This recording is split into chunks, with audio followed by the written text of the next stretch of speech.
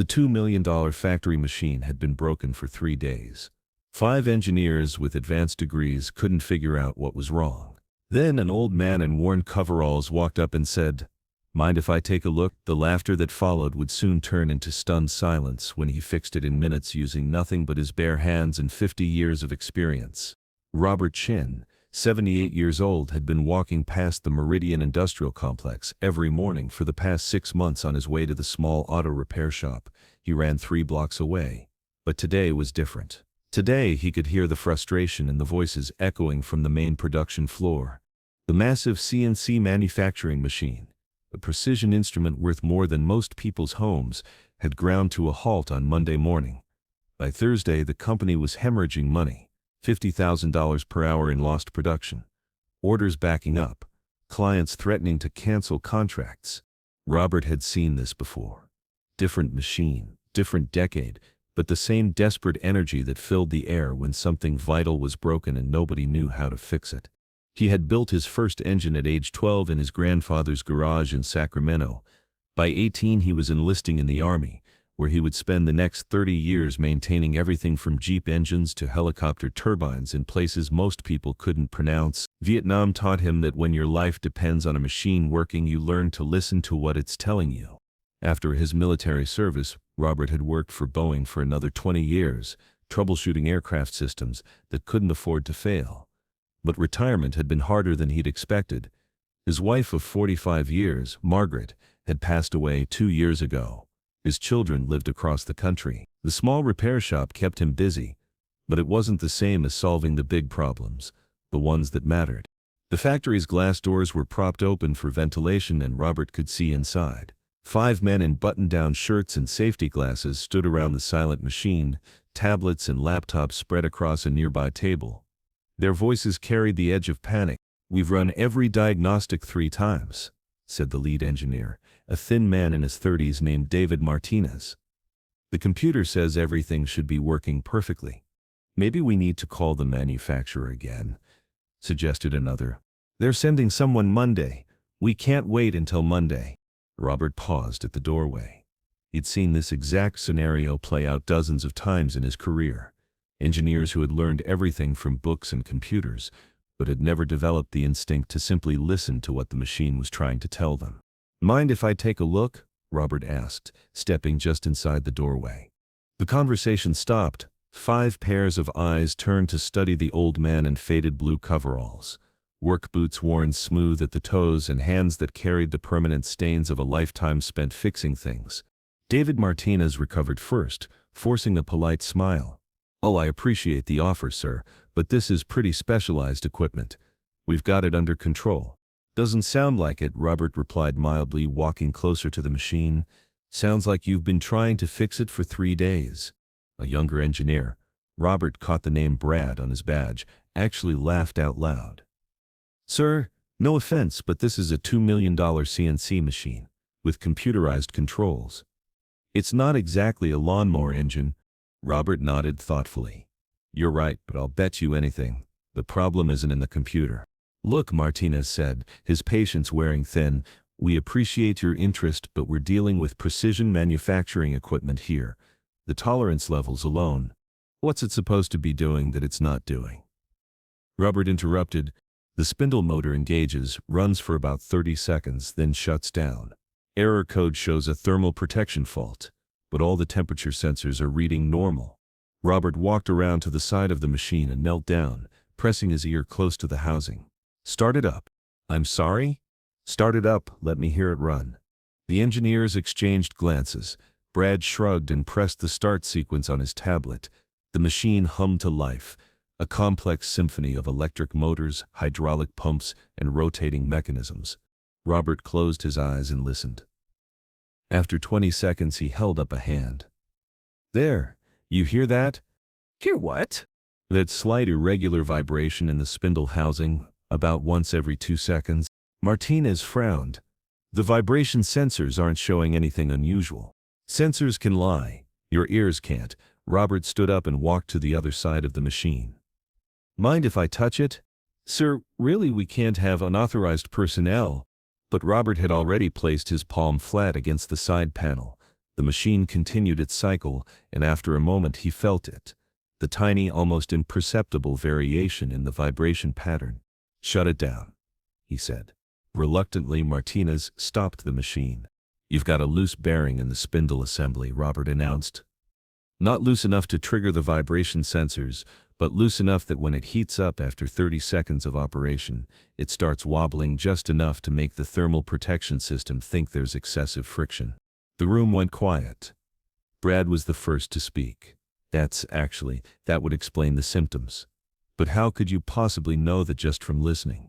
"Same way a doctor uses a stethoscope," Robert replied. "Machines have their own heartbeat. When something's wrong, you can hear it if you know how to listen." Martinez pulled up a schematic on his tablet. "Even if you're right, replacing that bearing would require completely disassembling the spindle unit. We'd need specialized tools, precision alignment equipment." "No, you wouldn't," Robert said quietly. "You just need to know what you're doing." He walked over to a tool cabinet and selected a few basic items: a small pry bar, an adjustable wrench, and a rubber mallet. "This might take about 20 minutes. That okay with you?" The 5 engineers stood in stunned silence as the old man in coveralls began systematically removing access panels they didn't even know could be removed. His movements were efficient, practiced, like a pianist playing a familiar piece. Within minutes, he had exposed the spindle assembly in a way that none of them had seen in the technical manuals. "How did you know how to access it that way?" whispered one of the younger engineers. "Spent 15 years maintaining helicopter turbines in Vietnam," Robert replied, not looking up from his work. "Same principle. When you're in a jungle and you can't wait 3 weeks for a factory technician, you learn to improvise." He worked in focused silence, his weathered hands moving with surprising precision. The loose bearing was exactly where he'd predicted, and with careful manipulation he was able to reset it without fully disassembling the unit. "Try it now," he said, stepping back and wiping his hands on a rag. Martinez hesitated, then activated the start sequence. The machine hummed to life again, but this time the sound was different, smoother, more balanced. 30 seconds passed. 45. 1 minute. The machine continued running perfectly. "I don't believe it," Brad whispered. 2 minutes. 3 minutes. The machine operated flawlessly. After 5 minutes of perfect operation, Martinez finally shut it down. He turned to Robert with an expression of complete bewilderment. "Sir, how did you—" "Experience," Robert said simply. 50 years of fixing things when failure wasn't an option." "What's your background?" Martinez asked. "Are you a mechanical engineer?" Robert smiled slightly. "Never went to college, if that's what you're asking. But I kept aircraft flying in 3 different wars, and I spent 20 years at Boeing making sure passenger jets didn't fall out of the sky." The room fell silent again. This time it was a different kind of silence, the silence of young professionals realizing they had just learned something that couldn't be found in any textbook. Brad was the first to extend his hand. "Sir, I owe you an apology. And a thank you." One by one the other engineers followed suit, but Martinez had a different expression on his face. The look of someone who had just realized he'd been approaching problems entirely wrong. "Mr. Chen, Robert Chen. Mr. Chen, would you be willing to consult for us? We've got other equipment, other problems that maybe—" Robert considered this. "I run a small shop a few blocks away.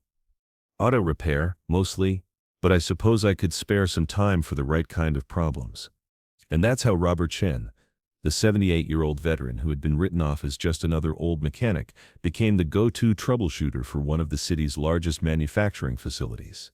But more importantly, he had reminded a new generation of engineers that technology is a tool, not a replacement for understanding. That experience and intuition, developed over decades of solving real problems under pressure, remained invaluable even in an age of computer diagnostics and digital sensors. The factory's owner, learning of the incident later that day, made Robert a standing offer. Whenever they had a problem their regular team couldn't solve, Robert would get first call. The consulting fee was generous, but more important to Robert was the respect, the recognition that his lifetime of experience still had value. 3 months later, when Robert fixed another impossible problem involving a packaging machine that had stumped technicians from 3 different companies, word began to spread throughout the industrial community. The old man who could diagnose problems just by listening. Local engineering schools started inviting him to speak, not about theory or formulas, but about practical problem solving. About the wisdom that comes from decades of making things work when they absolutely have to work. And sometimes, late at night in his small apartment, Robert would look at the photos on his mantle, pictures of aircraft he'd maintained, soldiers whose lives had depended on his skill, machines he'd brought back to life when everyone else had given up. He'd think about Margaret, and how proud she would be to know that retirement hadn't ended his usefulness after all. That his hands, weathered and stained with 50 years of honest work, still had important things to accomplish. The young engineers at Meridian Industrial had learned something that day that would stay with them for the rest of their careers. Respect for experience, humility in the face of real expertise, and the understanding that some kinds of knowledge can't be downloaded or Googled. They had learned to listen, not just to machines, but to the people who had spent their lives understanding them. And Robert Chen, who had been overlooked and dismissed countless times since his retirement, had learned something too, that his story wasn't over yet. That experience, wisdom, and the simple willingness to help could still make a difference in a world that sometimes forgot to value what came before. The machine continued to run perfectly. Day after day, a testament to the fact that some problems require not just technical knowledge but the kind of deep understanding that only comes from a lifetime of making things work. And in a small shop 3 blocks away, an old man in coveralls continued to fix the things that others said couldn't be fixed, proving every day that heroes don't always wear uniforms. Sometimes they just wear work clothes and carry the quiet confidence of someone who has spent their life solving the problems that really matter. 6 months after the incident at Meridian Industrial, Robert's phone rang early on a Tuesday morning. The caller ID showed a number he didn't recognize, but the area code was from Detroit, automotive country. Mr. Chen, this is Patricia Williams, plant manager at Detroit Manufacturing Solutions. David Martinez from Meridian gave me your number. We have a situation here that, well, frankly, we're desperate. Robert set down his coffee and listened. The story was familiar. A critical production line down, millions in losses, engineers baffled. But this time the stakes were higher. They were 3 days away from missing delivery on a contract that could make or break the company. We'll pay whatever it takes, Patricia continued. We need someone who can think outside the box. 2 days later, Robert found himself walking through the massive Detroit facility, past assembly lines that stretched for city blocks. The plant employed over 3,000 people, and their livelihoods depended on the machines running smoothly. The problem machine was enormous. A stamping press that shaped automotive parts with thousands of pounds of pressure. When it worked, it was a marvel of precision. When it didn't, it was a very expensive paperweight. The plant's engineering team was larger than Meridian's. 12 specialists with impressive credentials from MIT, Stanford, and Georgia Tech. They had been working around the clock for 5 days, and their frustration was palpable. The hydraulic system maintains perfect pressure, explained the lead engineer, Dr. Sarah Kim. All sensors show green, but every time we run a production cycle, the press misaligns by 3 millimeters on the 3rd stroke. It's not much, but it ruins the part. Robert walked around the massive machine, his practiced eye taking in details that the computer diagnostics had missed. He noticed scuff marks on the floor that suggested the machine had been moving slightly during operation. He saw wear patterns on certain bolts that indicated irregular stress. How long has this machine been in operation, he asked. 18 months. It was working perfectly until last week. Any changes to the foundation recently? Construction nearby? Anything that might have affected the building's stability? Dr. Kim frowned. Actually, yes. They repaved the parking lot last month. Used some heavy equipment that created vibrations, but that was weeks ago. Robert knelt down and examined the machine's mounting bolts. What he found confirmed his suspicion. Microscopic shifts in the foundation had created a barely perceptible tilt in the machine's frame. Over time, this had stressed the hydraulic system in ways the computers couldn't detect. You need to re-level the entire press, he announced. The engineering team stared at him. Re-leveling a machine that size would typically require dismantling it completely, a process that would take weeks and cost hundreds of thousands of dollars.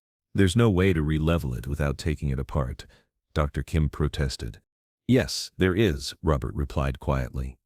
but it's going to require some old-school techniques that aren't in any manual. Over the next 8 hours, Robert guided the team through a process that combined hydraulic jacks, steel shims, and laser levels in a way that none of them had ever seen. It was industrial surgery performed with the precision of a master craftsman. The younger engineers watched in amazement as Robert coordinated the lifting and adjustment of different sections of the massive press, making minute corrections based on measurements that were so small they seemed insignificant. "How do you know that a 1/4 millimeter adjustment will fix a 3 millimeter problem?" asked one of the junior engineers. "Because machines are like living things," Robert explained as he made another tiny adjustment. "When one part is out of alignment, everything else compensates. Fix the root cause and the symptoms disappear." When they finally tested the machine, it ran perfectly. The third stroke aligned within tolerances so tight that even the computer diagnostics registered improvement. Patricia Williams arrived just as they completed the successful test run. She watched the press operate flawlessly for 10 minutes before turning to Robert with tears in her eyes. "Mr. Chen, you've saved our company. That contract represents 40% of our business. Without it," she didn't need to finish. Robert understood the weight of responsibility that came with keeping things running. Word of Robert's success in Detroit spread quickly through industrial circles. Soon he was receiving calls from manufacturing facilities across the Midwest. Each problem was different, but the pattern was always the same: complex, expensive equipment that had stumped teams of highly educated engineers, fixed by an elderly man who understood machines at a fundamental level that couldn't be taught in schools. At Ford's assembly plant in Dearborn, he diagnosed a robotic welding system that was producing inconsistent welds. The problem turned out to be electromagnetic interference from a cell phone tower that had been installed 6 months earlier. The solution required repositioning the robot's control system and adding specific shielding, knowledge Robert had gained from working on radar systems in Vietnam. At Boeing's Seattle facility, he solved a problem with a wing assembly jig that was causing stress fractures in aluminum panels. The issue was thermal expansion that occurred during the day shift, but not the night shift. Robert's solution involved adjusting the jig's mounting points to accommodate the building's natural expansion and contraction, something he had learned from maintaining aircraft in desert conditions where temperature swings were extreme. Each success brought new respect from younger engineers who began to understand that their computer models and diagnostic tools, while valuable, could only take them so far. Real expertise came from decades of experience in reading the subtle signs that machines displayed when they were in distress. But perhaps the most meaningful call came from an unexpected source. Brad, the young engineer from Meridian who had initially laughed at Robert's offer to help, called on a Saturday morning. "Mr. Chen, I hope you don't mind me calling you at home. I wanted to ask you something personal." Robert settled into his favorite chair. "Curious. I've been thinking about what happened that day, and I realized something. I've spent so much time learning about machines from books and computers that I never learned how to really understand them. Would you consider taking on an apprentice?" The question caught Robert off guard. In all his years of solving problems and fixing things, no one had ever asked to learn from him in such a direct way. "I don't know if I'd make a very good teacher," Robert replied. "With respect, sir, you already are one. Every time you fix something, you're teaching us something we couldn't learn anywhere else." That conversation led to something Robert had never expected in retirement: the chance to pass on his knowledge in a formal way. Brad began spending his evenings and weekends at Robert's small shop, learning not just techniques but a way of thinking about mechanical problems. Other young engineers followed. Soon Robert found himself mentoring a small group of professionals who wanted to supplement their theoretical knowledge with practical wisdom. The local community college approached him about teaching a continuing education course called Practical Problem Solving for Engineers. The course filled up immediately, with a waiting list that stretched for months, but the real validation came from an unexpected source. The American Society of Mechanical Engineers invited Robert to speak at their national conference, an honor typically reserved for PhDs and industry leaders with decades of corporate experience. Standing at the podium in front of 2,000 engineers, Robert looked out at an audience that represented the future of American manufacturing. These were the people who would design and maintain the systems that kept the country running. "I never went to college," he began, his voice carrying clearly through the large auditorium. But I've spent 50 years learning from machines themselves. They're honest teachers. They tell you exactly what's wrong if you know how to listen. He went on to share stories from his career, explaining not just what he had done, but why he had done it. He talked about intuition, about the importance of understanding failure, and about the wisdom that comes from fixing things when failure wasn't an option. The standing ovation lasted for 5 minutes. After his presentation, Robert was approached by engineers from major companies across the country. They wanted to hire him as a consultant to bring his expertise to their problems. But more importantly, young engineers approached him with a different kind of request. They wanted to learn, not just techniques, but perspective. The ability to see problems the way someone who had spent a lifetime solving them would see them. And so Robert Chen, who had begun his retirement feeling forgotten and obsolete, discovered that his most important work was still ahead of him. Not just fixing machines, but teaching a new generation of engineers that technology was only as good as the wisdom used to guide it. In his small shop 3 blocks from Meridian Industrial, surrounded by tools worn smooth from decades of use, Robert continued to solve problems that others couldn't solve. But now he wasn't working alone. Young voices joined the old sounds of his workshop, asking questions, learning to listen, and discovering that some kinds of knowledge could only be passed from one generation to the next through patience, respect, the simple act of working together to make things work. The machines hummed their honest songs, and Robert Chen, master diagnostician and teacher, listened with the satisfaction of someone whose life's work had found new purpose in an unexpected place.